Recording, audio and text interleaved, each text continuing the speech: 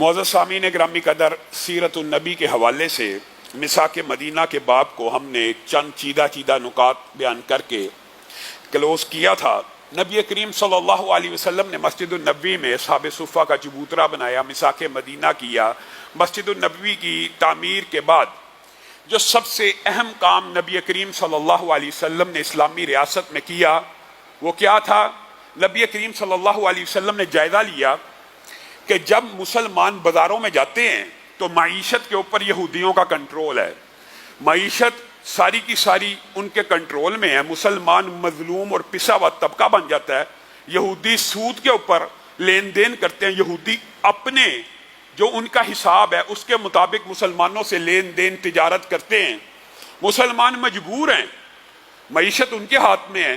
تو رسول اللہ صلی اللہ علیہ وسلم نے اسلامی ریاست کی جو آپ کے سامنے خد و خال بیان کر رہا ہوں ان میں سے ایک نہایت اہم خد و خال وہ یہ ہے کہ نبی کریم صلی اللہ علیہ وسلم نے مسجد النبوی کی مغرب کی جانب کیا کیا؟ کہا مسلمان اپنا ایک الگ بازار قائم کریں گے۔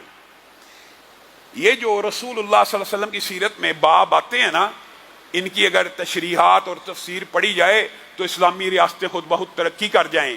یہ روٹی کپڑا اور مکان بھی شریعت محمدیہ کے ذریعے ہر مسلمان کو مل سکتا ہے۔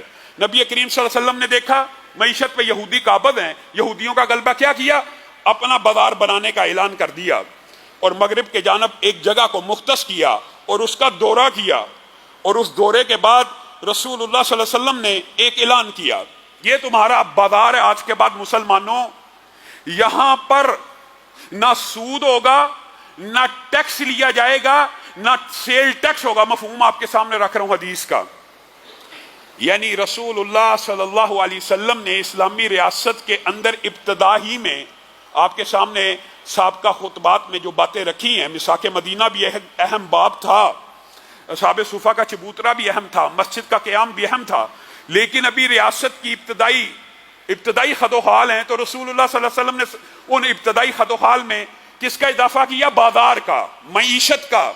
اور رسول اللہ صلی اللہ علیہ وسلم نے معیشت کا جو رہنما اصول یہاں پہ بتلایا وہ کیا ہے؟ مسلمانوں کا بازار اور معیشت ڈیوٹی فری ہوگی، اس کے اوپر کوئی ٹیکس نہیں لگے گا، اس کے اوپر کوئی خراج نہیں لگے گا، یہاں پہ سودی لین دین نہیں ہوگا۔ اسی لیے حضرت عمر نے یہ کہہ دیا تھا کہ مسلمان کے بازار میں وہ آ کے تجارت کرے، چاہے غیر مسلم آئے تجارت کرے اجازت ہے، لیکن وہ آئے جو اسلامی معیشت کے قوانین کو سمجھتا ہے۔ رسول اللہ صلی اللہ علیہ وسلم نے وہ کون سے خد و خال اسلامی معیشت کے اسلام میں بیان کیے؟ یہ ایک لمبا چوڑا موضوع ہے، اور اس حوالے سے انشاءاللہ سیرت کے بعد بھی جو بات ہے وہ آپ کے سامنے رکھیں گے، لیکن ابتدائی خاکہ دباچہ اور خد و خال ضرور رکھنا چاہتے ہیں۔ رسول اللہ صلی اللہ علیہ وسلم ایک طرف بازار قائم کر رہے ہیں اور دوسری طرف مسلمانوں کو ایک تلقین کر رہے ہیں کہ آج کے بعد اس بازار میں جو بھی داخل ہو وہ کیا کہے؟ لا الہ الا اللہ وحدہ لا شریک لہ لہ الملک ولہ الحمد یحیی و یمیت وہو حی لا یموت بیدہ الخیر وہو علی کل شیء قدیر۔ یہ کیوں کہہ رہے ہیں؟ ایک طرف بازار قائم کر رہے ہیں، اور آپ کو پتا ہے بازار دنیا کے اندر سب سے بدترین جگہ ہیں، کیونکہ یہ مادیت کی جگہ ہوتی ہیں۔ انسان ان مادیتوں میں، آپ نے اگر رسول اللہ صلی اللہ علیہ وسلم کی حدیث کو سمجھنا ہو تو آپ کسی بڑے سٹور پہ چلے جائیے، میٹرو پہ چلے جائیے، یہ جو بنا ہوا ہے امپوریم مال پہ چلے جائیے، اسی طرح کے مختلف مالز آپ کو شہر میں ملیں گے۔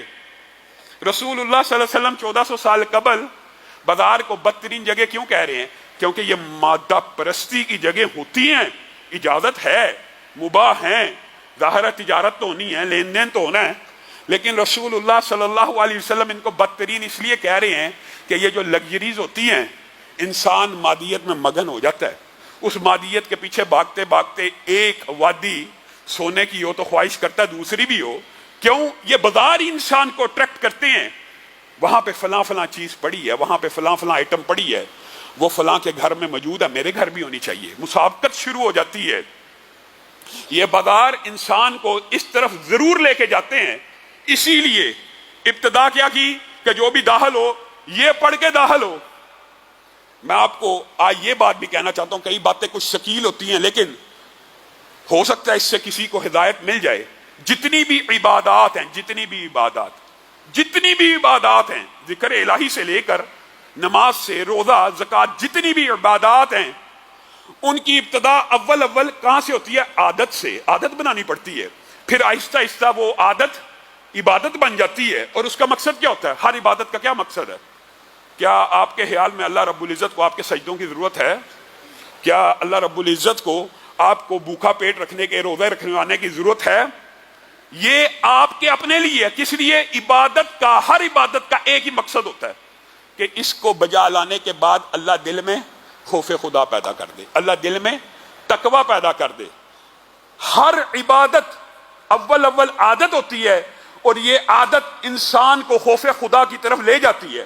آپ نے اگر دیکھنا ہو کہ آپ کی نماز قبول ہو رہی ہے، آپ کا ذکر اذکار قبول ہو رہا ہے یا نہیں ہو رہا، تو اس کا بڑا آسان کلیہ محدثین نے یہی بیان کیا ہے، اگر تو وہ عبادت دن بدن آپ کے اخلاق اور آپ کے معاملات، میرے بھائیو یہ بات بڑی اہم ہے جو آج کرنا چاہتا ہوں، عبادت کرنے والے بڑے بڑے ولی اللہ بھی دیکھے ہیں اور بڑے بڑے نیک لوگ ہمارے معاشرے میں ہم نے دیکھے ہیں الحمدللہ۔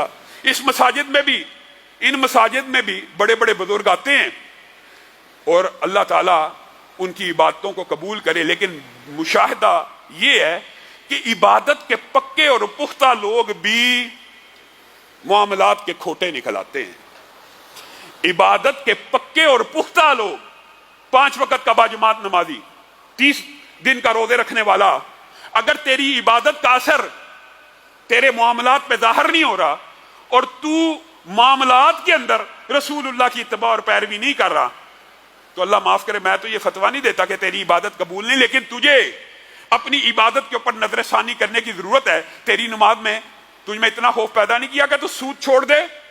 نماز تو پڑھ رہا ہے، روزہ تو رکھ رہا ہے، لیکن بازار کے جو آداب رسول اللہ صلی اللہ علیہ وسلم تجھے سمجھا کے گئے ہیں وہ تو نہیں چھوڑتا۔ بازار کا پہلا ادب اس وظیفے کو، اس کلمے کو پڑھ کے بازار میں داخل ہوا جائے،